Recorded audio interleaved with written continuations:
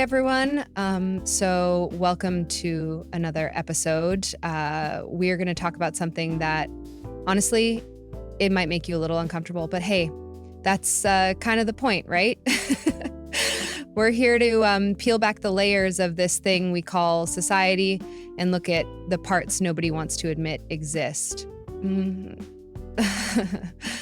All right, so let's start with this. You ever wonder why every time we seem to get close to solving like actual problems like, I don't know, healthcare, wages, or even fixing potholes, suddenly, bam, everyone's fighting about bathrooms, flags, and who said what on Twitter. It's almost like someone's, pulling the strings. Weird, huh? Look, I'm not here to sugarcoat things. The so-called culture wars, you've heard of them, right? They're not just random. They're not some natural social evolution or whatever comforting lie we tell ourselves. No.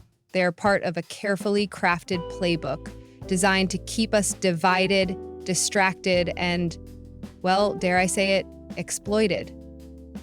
And who's running this playbook? The elites, the powerful, the ones who, sit back, sip champagne, and watch us rip each other apart like it's their favorite Netflix show. Okay, but what does that even mean? Who are these elites? How do they do it? And more importantly, why do we fall for it every single time? That's what we're going to dive into today.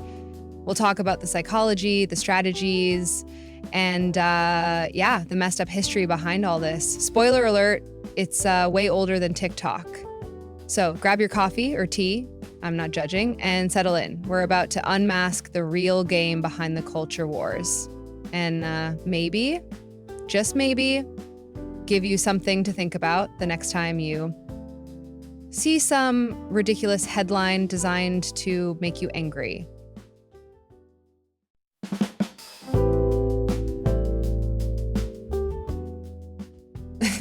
So let me ask you something. Have you ever wondered why the issues we argue about seem like really important but never actually, change anything?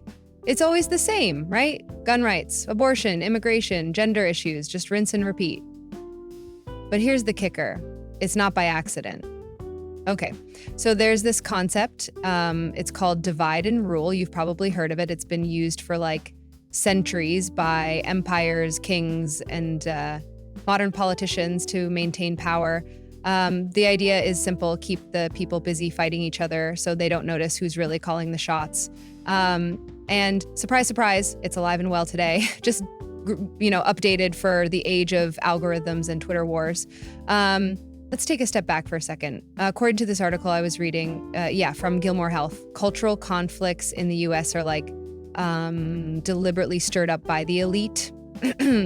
Think about it. They amplify these emotional, polarizing issues, so we spend our energy arguing over stuff that, it's important, but it doesn't threaten their power or wealth. Let's look at the numbers here. The top 1%, the rich, control more than, 38% of the wealth in the US. Meanwhile, we're out here arguing about who gets to use which bathroom. It's almost laughable. Or, it would be if it weren't so horrifying. Now, here's where it gets really insidious. Politicians on both sides, left and right, use this playbook. They champion cultural issues to rile up their base, right? But then once they're in power, they pass laws that, oh, what a shocker, benefit corporations and the wealthy. Remember the Tax Cuts and Jobs Act in 2017? That gave an average $61,000 tax cut to the rich. Meanwhile, the middle class got maybe $500 if they were lucky. And yet people kept voting for these policies.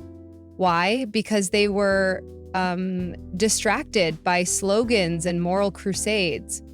And this strategy, it's not new. It's older than, the pyramids. Seriously. Back in the 60s, Republicans used what's called the Southern strategy to pit white working class voters against Black Americans fighting for civil rights.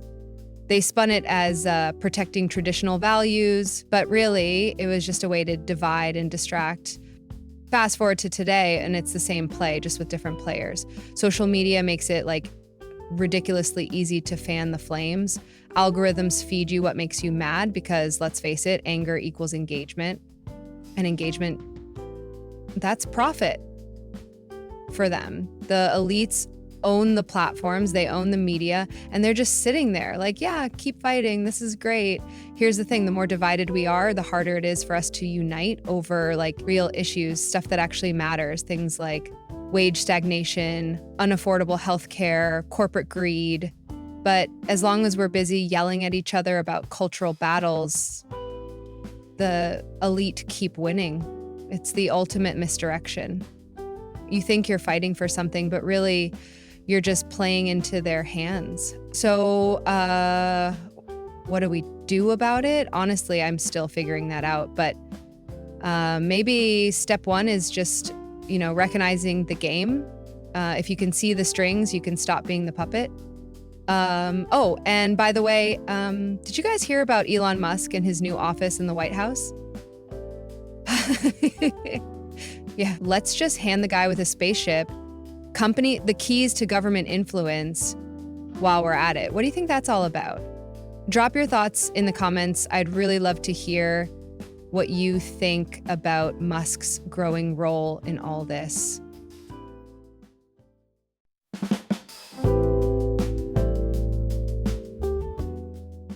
Okay, all right, so let's wrap this up. Here's a question for you. What's the real cost of all this, cultural chaos? I mean, sure, we're divided and yelling at each other online, but what's actually being lost here? First off, time. I mean, think about how much time we spend arguing over things like, I don't know, what gender a potato toy should be. Meanwhile, the clock is ticking on issues like climate change, economic inequality, and, basic stuff like people having enough food to eat. It's like we're rearranging deck chairs on the Titanic while the iceberg's right there. And then there's the emotional cost. Culture wars are exhausting. They're designed to be. The outrage cycle keeps us in this constant state of stress, like, oh no, they're coming for my rights, or oh no, the other side is ruining everything. It's draining. And spoiler alert, it's not supposed to get better. Because if it did, the people in power would lose their favorite distraction tactic. Let me hit you with some stats. So, a recent study found that social media users who are exposed to high levels of political conflict online are more likely to report symptoms of anxiety and depression. Oh, shocking, right? And yet, the platforms keep feeding us that same toxic content because guess what? Conflict equals clicks, and clicks equal profit. But it's not just emotional. The financial cost is huge too. While we're busy arguing over who gets to kneel during the national anthem, the top 1% is quietly hoarding even more wealth. Remember that stat we talked about earlier? How the rich are getting tax cuts worth $61,000 while the rest of us scrape by on $500? That's not an accident. That's misdirection. And it's costing us big time. Here's another angle. Cultural division doesn't just hurt individuals, it weakens society as a whole. When we're divided, we're easier to control. We're less likely to push back against policies that, screw us over. It's like playing tug of war with your neighbor while the house is on fire. Nobody wins except the guy selling the rope. But here's the part that really gets me. We know we're being manipulated, right? Like, we see it, we talk about it, but we still get sucked in. Why? Because these culture wars aren't just about politics. They tap into something deeper. Our fears, our identities, our need to feel like we're on the right side of history. And the people pulling the strings, they know exactly how to push those buttons. So what do we do? Honestly, I don't have all the answers, but maybe it starts with turning down the volume on the outrage machine. Maybe it's about asking ourselves, like, wait, who benefits if I get mad about this? Spoiler alert, it's probably not you. Oh, and one last thing, speaking of manipulation, what do you guys think about the way tech billionaires are positioning themselves as saviors of society? Like, is Elon Musk really the guy who's going to solve free speech? Or is he just another player in this game? Let me know in the comments. I really want to hear your take. All right, that's it for today. I'll see you next time. And remember, if it feels like a distraction, it probably is. Stay curious and don't let him divide you. See ya.